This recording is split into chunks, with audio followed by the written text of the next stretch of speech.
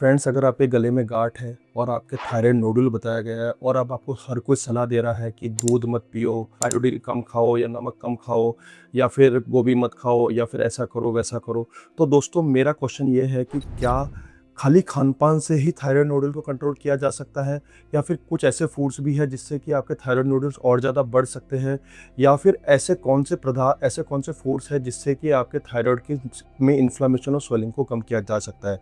तो दोस्तों आज मैं इस वीडियो में आपको ऐसे ही कुछ सुपर फूड्स 7 सुपर फूड्स के बारे में बताने वाला हूं जो कि आपके थायराइड नोड्यूल के साइज को पॉसिबली कम कर सकते हैं।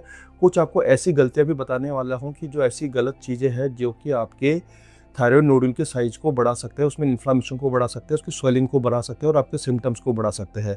दोस्तों मैं हूं डॉक्टर दीपक अग्रवाल, मैं जयपुर से हूं, मैं एक इंटरवेंशन रेडियोलॉजिस्ट हूं। थायराइड की काफ़ी माइक्रोवेव एब्लेशन सर्जरीज मैं करता हूं जिसमें किसी तरह की कोई चीरफाड़ नहीं होती है, ऑल्दो सब पेशेंट को सर्जरी की जरूरत नहीं होती है। बिना टाइम खर्च करे मैं आपको पहले ये बताऊंगा कि थायराइड ग्लैंड होती क्या है, थायराइड में नोड्यूल होता क्या है। दोस्तों थायराइड ग्लैंड यहाँ पे गले में बीच में एक ग्लैंड होती है, दो साइड एक ग्लैंड है और बीच में इस्थमस पार्ट से आपस में जुड़ी रहती है स्टॉक से। दोस्तों अगर जब थायराइड में किसी भी कारण से, यानी कि कुछ लाइफस्टाइल से, जेनेटिक्स से या हार्मोनल से, अगर जब थायराइड नोड्यूल में कुछ की कोशिकाओं की ओवर ग्रोथ हो जाती है तो उसको नोड्यूल्स बोलते हैं। गांठ को नोड्यूल बोलते हैं, thyroid nodule. Most of the thyroid nodule 90 to 95% thyroid nodule benign होते हैं, नॉन कैंसरस होते हैं और इसमें से भी मेजोरिटी ऑफ थायराइड नोड्यूल को किसी भी तरह के कोई ट्रीटमेंट की जरूरत नहीं होती और ये इनएक्टिव टाइप्स होते हैं, नॉन फंक्शनिंग होते हैं, हार्मोन्स को ज़्यादा नहीं बढ़ाते, तो किसी तरह की कोई ट्रीटमेंट की जरूरत नहीं थी। तो इस वीडियो को अब अगले सेक्शन को बहुत ध्यान से सुनिए, बहुत ध्यान से देखिए, क्योंकि इसमें मैं आपको एक ऐसे 7 सुपर फूड के बारे में बता रहा हूँ जिसको लेने से उसको आपको क्या क्या फ़र्क पड़ने वाला है उसके बारे में आपको आइडिया लगेगा। दोस्तों पहला सुपर फूड है आयोडीन बैलेंस डाइट। दोस्तों आयोडीन जो है वो थायराइड के लिए बहुत ज़्यादा ज़रूरी है, लेकिन ऐसा नहीं है कि आप आयोडीन किसी भी मात्रा में लो, कैसे भी लो। ओवर आयोडीन, ओवर इनटेक भी दिक्कत है। इसलिए जैसे नमक जो आता था, सालों पहले जो नमक आता था उसमें बोलते थे, आपको क्यों लिखा होता है उसमें आयोडीनाइज नमक, क्योंकि पहले जो पहाड़ी एरियो में जो नमक होता था उसमें आयोडीन नहीं होता था, तो उनको एक गहंगा टाइप की बीमारी ज़्यादा होती थी। तो दोस्तों आपको आयोडीनाइज साल्ट लेना चाहिए, पर बहुत ज़्यादा मात्रा में नहीं लेना है, आपको लिमिटेड मात्रा में लेना है। आपको दूध लेना है, दही लेना है, अंडे लेने हैं। आपको जो अगर नॉन वेजिटेरियन है तो फिश लेनी है, आपको समुद्री फिश जो होती है वो लेनी है। इन सब में आयोडीन और इनका एक कॉम्बिनेशन, एक बैलेंस कॉम्बिनेशन होता है, तो आपको ये लेना है। दोस्तों दूसरा सुपर फूड है सेलेनियम रिच डाइट। दोस्तों सेलेनियम एक ऐसा मिनरल है जो थायराइड की हेल्थ के लिए, थायराइड हार्मोन के लिए बहुत ज़्यादा जरूरी होता है। सेलेनियम रिच डाइट लेने से आपका थायराइड टिश्यू बहुत हेल्दी ग्रो करता है, ऑक्सीडेटिव स्ट्रेस को कम करता है। ऐसे कौन कौन से फूड है जिसमें सेलेनियम होता है, सेलेनियम रिच डाइट कौन सी होती है? ब्राज़ील नट्स, इसको एक लेना चाहिए पर एक लिमिटेड क्वांटिटी में लेना चाहिए आपको। आप फिश खा सकते हैं, आप अंडे खा सकते हैं, होल ग्रेन्स खा सकते हैं। इन सब में सेलेनियम की क्वांटिटी ठीक ठाक होती है, आपको उसको लेना चाहिए और इसकी मात्रा में सेवन करने से आपकी थायराइड हेल्दी होगी, ऑक्सीडेटिव स्ट्रेस कम होगी और आपकी थायराइड नोडल की ग्रोथ कम होगी और थायराइड का हेल्दी टिश्यू की ग्रोथ अच्छी होगी। दोस्तों तीसरे प्रकार का सुपर फूड है एंटी इन्फ्लामेटरी फूड। दोस्तों बॉडी में कहीं भी अगर इन्फ्लामेशन हो रहा है तो डेफिनेटली आपकी वो पार्ट इरिटेट होगा।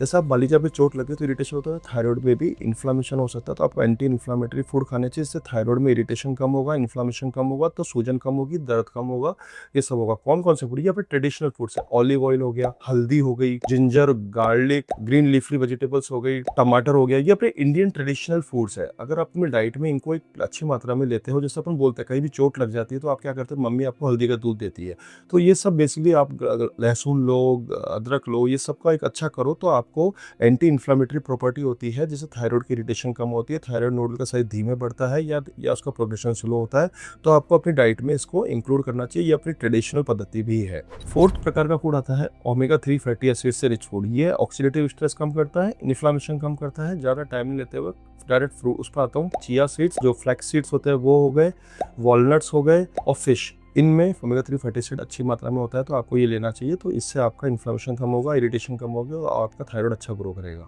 पांचवा फूड है protein rich diet. Protein rich diet कैसे होती है? नॉन वेजिटेरियन है तो एग्स हो गए, चिकन्स हो गया, मटन हो गया, फिश हो गई।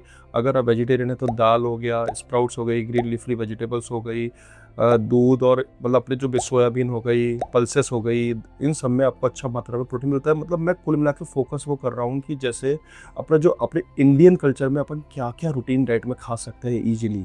तो इस तरह से ये अपने को थायराइड की ग्रोथ को कम जो नोडुल उस ग्रोथ को कम करेगा और आपको बहुत सिम्प्टोमेटिक बहुत आराम देगा। तो प्रोटीन रिच डाइट लेनी चाहिए आपको। 6 नंबर पे आता है एंटी ऑक्सीडेटिव टाइप के फ्रूट्स जो होते हैं, जैसे कि आपको ये इन्फ्लेमेशन कम करते हैं, ऑक्सीडेटिव स्ट्रेस कम करते हैं। जैसे अनार खाओ, एप्पल खाओ, बेरीज खाओ, आंवला खाओ, ऑरेंज खाओ। ये सब में विटामिन सी की मात्रा भी प्रचुर मात्रा में होती है। नींबू निचोड़ो, तो इन सबको अच्छी तरह से खाएंगे तो अपन को डेफिनेटली अपने विटामिन सी बढ़ता है, ऑक्सीडेटिव स्ट्रेस कम होती है, एंटी इन्फ्लेमेटरी प्रॉपर्टीज होती है, तो इससे अपन को बहुत हेल्प मिलती है। दोस्तों 7 नंबर पे आता है प्रॉपर हाइड्रेशन। अच्छा पानी पीजिए, नारियल पानी भी पी सकते हैं, जूसेस भी पी सकते हैं, कैंड जूस नहीं पीना, नॉर्मल अपन जूस पी सकते हैं, वाटरमेलन खा सकते हैं, अपने ग्रीन लीफी वेजिटेबल्स ले सकते हैं और अपने हाइड्रेशन को प्रॉपर रख सकते हैं। तो ये सब आपको बेसिक फंडे हैं जो आपको यूज में लेने चाहिए। दोस्तों अब आता है कि किन चीज़ों को अवॉइड करना चाहिए। वो कॉमन है, अल्कोहल अवॉइड करो, स्मोकिंग अवॉइड करो, शुगर अवॉइड करो, मैदा अवॉइड करो, जंक फूड अवॉइड करो, कैंड कैंड फूड या प्रोसेस्ड फूड को अवॉइड करो। और तो वन से वन चीज़ें हो सकती है, पर डेली बेसिस पे जो किसी तरह के ऊल झूल जो अपन करते हैं बाहर की चीज़ों को, अजीबोगरीब सॉसेस खाते हैं, उनको सबको अवॉइड करिए। आप स्वस्थ रहेंगे, हेल्दी रहेंगे।